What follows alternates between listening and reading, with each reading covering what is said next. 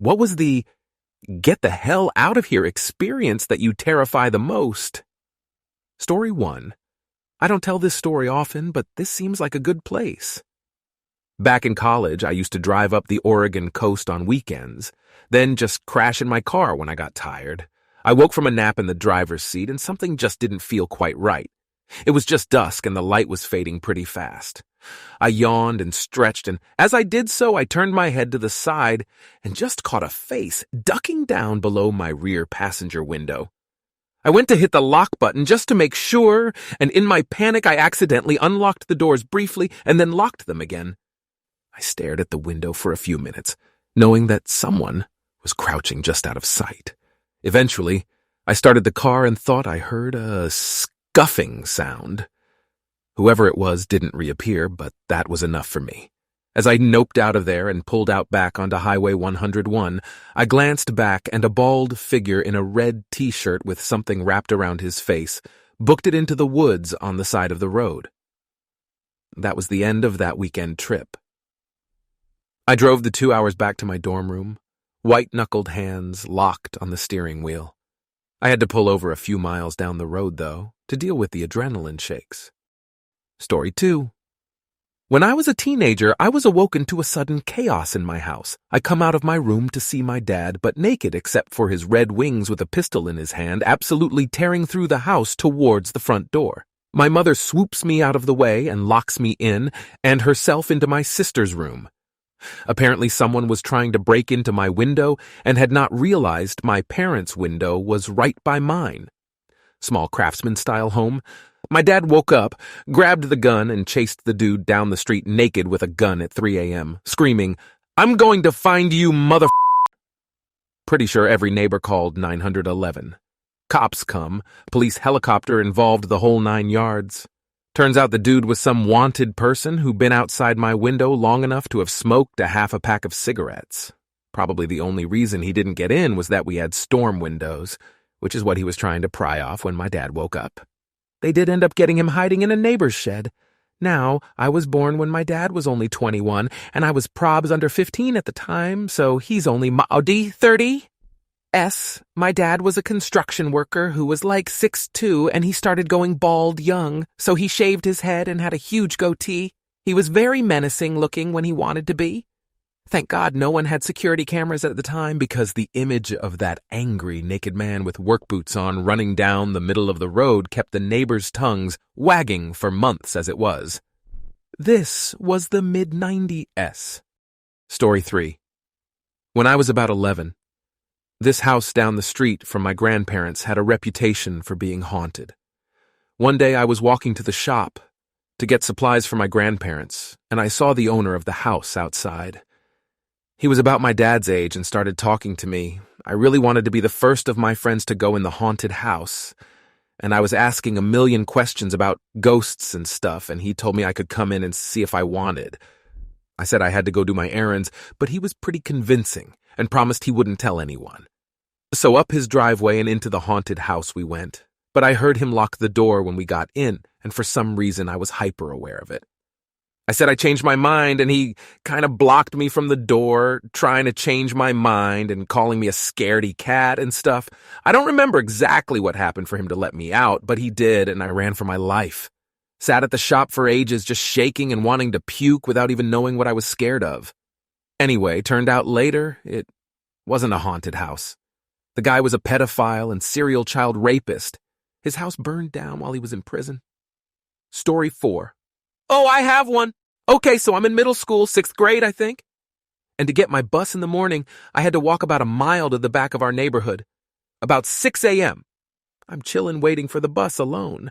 This man walks up to me, and I can't remember what he was talking about, but I do remember him trying to get me to go to a house across the street. I kept telling him no, and that if I miss my bus, I'm getting my ass whooped. The more I said no, the more agitated he got, and I remember being more scared than I've ever been and trying to figure out where I could run. I'm literal trying to gauge if I could jump into a bayou that's catty-cornered to us, Houston LOL, and not die. But like a fucking boss, My old elementary school bus driver comes hauling ass down the street, stops the bus, and flies out the door screaming at the guy, who runs to a car parked in front of the house. He was trying to get me to go to and drives off. She bangs on the door to the house and they tell her everyone who lives there is accounted for, and they have no idea who the man was. She took me home, and from that day on my stop changed to a block away from my house. Her name was Miss Francine, and I'm convinced she saved my life that morning. I'm in my 40s now, but telling the story to my kids still makes me sick to my stomach. Story 5. Summer of 2019, I was house-sitting for my dad while he was away for work. The house is in the middle of nowhere and barely even on Google Maps. Usually when friends would come over, I would have to drive to the top of the nearest paved road and lead them down a few more paved streets to my dad's place. I had a few drinks with friends and was dropped off by a friend that lived close by. He dropped me at the side of the house because it was easier for him to turn around there. So I walked up the stairs and entered with my key through the side door that led to the kitchen. The kitchen overlooked the front garden, but the front door was nestled into a small porch and wasn't visible to me. Saw a movement in the front garden while I was making tea in the kitchen and immediately turned off the lights. There was a man trying to look into the kitchen windows from the garden. He ended up walking around to the wall-to-ceiling glass doors around the back of the house, cupping his hands to the glass and trying to look in. I wasn't completely sober that night, so I remember just thinking the situation didn't seem real. He couldn't see me in the dark, but I was hiding behind the wall that separated the kitchen from the dining or the lounge area. I had stupidly not locked one of the glass doors closer to the front door, and he started entering the house in the pitch black, not realizing I was maybe 10 feet away from him. I'd already called the friend who had dropped me off as I knew he was still nearby because cops would have taken at least 30 minutes to get to me. Knowing his parents are ex-military, they kept a gun in a safe in the truck. I remember just wanting to run, get out of the house ASAP. The situation didn't feel real at all, like something from a movie. I was acting on adrenaline, but if I ran, I'd be alone in the middle of nowhere with a deranged man chasing after me. As the guy walked further into the house, I stepped out and pulled a knife on him. Again, I was not sober. It was a very stupid thing to do. He tried to incoherently make conversation, but I got him out of the door just as my friend pulled up with his gun. The dude bolted to his car that was parked in an area concealed by trees on the property. Turns out he was the gardener. He had been keeping tabs on me, knew I was house-sitting alone for my dad while he was out of town, was very high on meth. He admitted to me while I had the knife out and had been waiting on the front porch for me to come home. Except I had used the side door that night, something I never usually did. If I hadn't used the side door that night, I have no idea what would have happened. I also have no idea what would have happened if my friend hadn't come back when I called him, because the guy was starting to get aggressive and trying to come towards me right when my friend got there with his gun out. We like to joke about it now, but it was the worst scenario I have ever experienced where I wanted to just run and get the f*** away. Story 6 was walking from a local shopping mall to the train station so I could go home. The shortcut went through a huge, long tunnel and was out of sight from the road and wasn't used unless you knew the area. When I got to the tunnel, I looked up and saw one guy standing right at the other end of the tunnel, in the middle, just looking in my direction, like he was waiting. Every hair on my body stood on end. I felt like I needed to vomit, and before I knew what I was doing, my feet turned me around and started walking fast away. He started walking after me and said, "Don't worry, it's not like I'm going to rape you." I ran and walked right on the edge of a highway in plain view of cars in case he ran after me. I couldn't stop shaking for an hour. Story 7. When I was 27, my girlfriend lived in a crappy part of Hollywood, Florida near US 1. She had a kid pretty young, but the dad ended up going to jail for assault. The place she could afford was rundown AF, with all sorts of addicts and genuine lowlifes living in the units around her. She hated the place. She couldn't move in with me because I was just renting a room where I lived. It was better than living with her parents, though. Her drunk, abusive dad, addict mom. I went to visit her after my shift ended at 9 p.m. picked up some food and planned to cook for her. We were there for about an hour, just sitting on the couch watching her kid play with a box. Then the banging started on the door. She looks terrified, thinking it's her ex. I'm kind of freaked out also because I heard all these stories about him. Some guy is cursing, hitting something against the door hard. We don't even want to peek through the window or peephole thinking he's got a gun. We call the police, but the operator is having a tough time hearing. Then we hear some other woman screaming and cursing. He had the wrong door. We hear them start fighting. Smashing, more screaming, sounds like she's spitting, and we hear punches. We're not sure if it's her or him, but it's loud. The 911 operator says police are on their way. The kid starts screaming because he's scared. The man outside starts banging on the door again. He thinks his kid is with us and shouts he's going to kill us for taking his kid. My GF just breaks down at this point and starts crying. Maybe 10 minutes later, the police arrive. The arrest both of them then took our statements. She moved out a couple days later and we ended up renting another crappy apartment, but in a much better area. Story 8. Hiking in the Rocky Mountains on a trail I knew pretty well. I was leading a group of kids, maybe 20 or so middle school-aged children from the camp where I worked. I turned a corner and saw a jawbone of a deer. Pretty cool, showed it to the kids, didn't have any flesh on it, so I assumed it was pretty old. 100 feet further down the trail, I find another bone. Femur, maybe. I specialized in insect populations, not deer anatomy. This one looked a little fresher. Another ways down, another bone. I'm getting a little nervous at this point, so I explain that we should probably turn around and head back. My students all groan that they want to see more dead stuff, but I shepherd them down the train and back to camp. 2 days later, we got a call at the camp that someone had been attacked in the area by a mountain lion. Apparently, a mountain lion had set itself up in the caves on the cliffside, and it had gotten pissed when someone got too close. I'm glad we left the area, even if my students would have loved to see more dead stuff. Story 9. I worked a lot in remote areas of West Texas, servicing oilfield-related equipment. One time I was out in the middle of nowhere as usual, and to the northeast was a butte, which is an isolated hill that's bigger than a regular hill, but smaller than a mountain, but everywhere else around was pretty flat. There was one road in and out of the site I was at. At some point when I was working on a control box, I had the overwhelming feeling that I was being watched. I scanned the horizon, looked all around the butte, and went back to work. This happened a few more times within several minutes until I finally saw something move on the side of one of the rock outcroppings on the butte. I went to my truck, grabbed my binoculars, and the figure hid behind that outcropping. It was definitely a human. I glassed him for a good 20 minutes, and I could see him peek around every couple of minutes.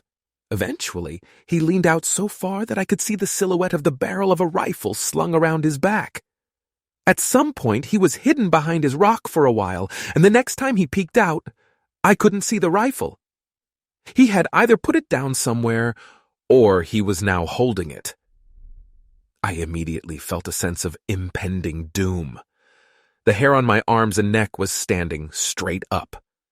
I very quickly collected my tools, got my AR-15 from behind the driver's seat, and sat it on the passenger seat, and tore out of there.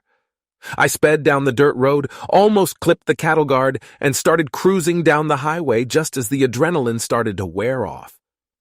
I remember the metal taste in my mouth and having to grip the steering wheel to keep my fingers from twitching. A few miles down the road, a maroon Suburban full of guys was pulled over on the oncoming side of the road. They definitely weren't oil field workers, shades all around, buzzed heads all intently looking at me.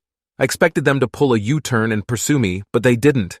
I can't prove that this is what was happening, but I do know that cartel guys run operations where one scouts for guys working alone and calls in a group of guys to rob them of their truck and tools.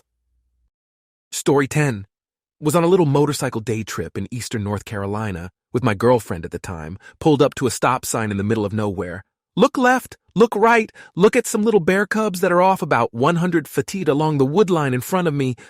Point them out to my GF, and we watch them for a second while I'm trying to figure out what to do. I'm not seeing Mama Bear anywhere, but I know she's around. The way home is past these bears, or about a 2-hour detour if I go left, probably close to double that if I went right. I don't have enough gas to make either of those options work, so we've got to get through, unfortunately. Sit there for a good 5-10 minutes waiting for them to move along, but they're pretty content. In the back of my head, I know if I ride past these cubs that Mama isn't going to like it. My GF is asking me why we aren't moving, and I'm trying to explain about the whole bear issue. She doesn't think it's a big deal. I tell her to hold on as tight as she possibly can, and we're going to give it a go. One of the unwritten rules of riding has to do with dodging dogs. It also applies in football. If a dog is charging you from the side of the road, you hit it with the old hitch and go. Slow down and let it set its angle of approach, and then goose it before it has a chance to react. Tried to basically roll past these bears in the dead center of the road to maximize my buffer. Rolling through seemed better than trying to run it, and having a bear jump in front of me at full speed. I'm looking ahead, looking in my mirrors, looking everywhere for Mama when she busts out of a ditch about 20 feet behind me, and we're off like a rocket. I don't know how fast bears run, but I know how fast that bike was, and she kept pace until I was pretty well into the revs. This thing went from hiding to dead sprint, probably 30 mph, as fast as a 600cc sport bike. We got a few miles down the road, and I had to pull off because I was so amped up. Story 11. Back when my son was only about a year old, my husband worked second shift, so I was alone every evening. We lived in townhouses at the time and had a neighbor who was a war vet my husband was friendly with.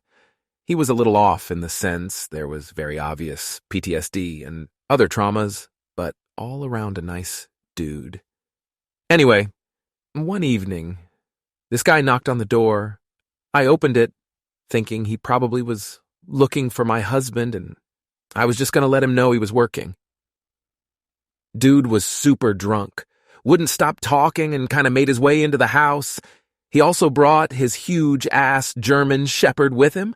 I was trying to be friendly, but I had the worst feeling in my stomach. I felt insanely vulnerable and like something just wasn't right with this situation. I kept trying to tell him in the nicest way to leave, but he wouldn't. I texted my husband, "Hey, neighbor guy's here and won't leave. He's trashed. I feel really uncomfortable." My husband texted his buddies that lived a few apartments down, and they came over immediately. They got the dude out of the house, and not even 20 minutes later, I hear noises outside, and this guy is trying to rip the license plate off my car. My husband's friends heard it or saw it. I'm not really sure, but they came over and were more aggressive about him going home and leaving me alone. And he did, so I thought. A few hours later, my husband gets home and sees this guy hanging out crouched behind some cars. He goes up to him to ask him exactly what the he's doing. I don't know the exact details because I stayed hiding in the house, but this guy had ropes and some other weapon on him and full intentions of raping me that night. It makes me sick to think that if my husband's friends wouldn't have come over as fast as they did to help me, my poor son would have watched something horrible happen to me, or even what he would have even done to my child. Story 12. I'm a criminal defense investigator. I had a murder case involving two brothers. The one accused of the murders was very autistic, and his brother was a schizophrenic. The schizophrenic brother lived in a potato shack in the middle of the desert. I needed to talk to him several times throughout the course of the investigation, and since he didn't have a phone or electricity, I had to drive several hours out to his house and yell his name from the fence line until he came out of the shack. This investigation lasted for several years, and over time, I developed a rapport with my schizophrenic brother, and I kind of got to like him. He would talk your ear off about the aliens with golden eyes and the underground tunnels that connect all the Walmarts in the country, but he was pretty entertaining. And part of me wonders how much of it was a show. Schizophrenic brother eventually gets a girlfriend. She's a tweaker who has mistaken his schizophrenia for meth-induced psychosis. I talked to her a few times in jail when she was sober, and she was surprisingly charming and insightful. The last time I go to see my schizophrenic brother, it's a dark winter night and his girlfriend is there. She's lurking in the shadows and staring daggers at me the entire time I'm talking to him. I cut off his conversation about the speakers in his fillings and walked back to my truck to leave. A minute later, my schizophrenic brother comes running out and tells me that he wants to show me something in his shack. He's never invited me inside before, and I'm not thrilled by the prospect. The whole thing feels off to me, so I tell him I have to get going and start the truck. The look of relief on his face when I declined to go inside convinced me that his girlfriend was waiting behind the door with a hammer or something. A few months later, I learned that she shot him in his sleep and stashed his body in an old refrigerator. She has since pleaded guilty to his murder,